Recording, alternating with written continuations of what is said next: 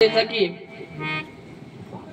दरवर्षीप्रमाणे याही वर्षी चालू असलेल्या भव्य दिव्य स्वरूपातील श्री गुरुकृपा वारकरी शिक्षण संस्थेचा 8वा वर्धापन दिन आणि त्या वर्धापन दिनानिमित्त दुसऱ्या दिवशीची सकाळची कीर्तन सेवा माझ्याकडे आली. माझे परमभाग्य समजतो.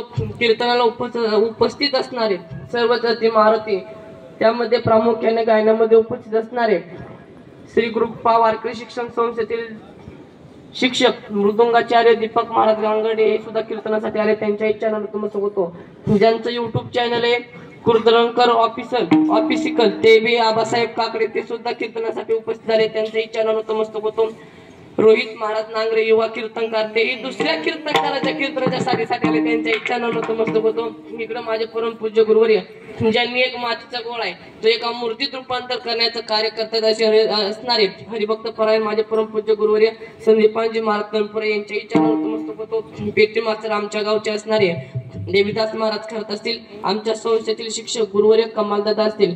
दोन्ही मृदंगावर विराजमान असणारे श्री गुरुकृपा वारकरी शिक्षण संस्थेतील दोन्ही विद्यार्थी असतील. त्यांच्याही चरणांवर नतमस्तक होतो. दोन्ही सोबतारांच्या चरणांवर नतमस्तक होतो. विनेकरी दादाच्याही चरणांवर नतमस्तक होतो. कीर्तनासाठी प्रमुख ज्यांचा आशीर्वाद आहे असे असणारे परमपूज्य आदरणीय हरिभक्त परायण अमृतांना खर्डे गुरुजी यांच्या इच्छेने साष्टांग दंडवत घालतो. ते सुद्धा एका पामराच्या कीर्तनासाठी उपस्थित झाले. माझं काहीतरी भाग्य म्हणावं लागेल त्यामुळे तुम्ही कीर्तनासाठी आले.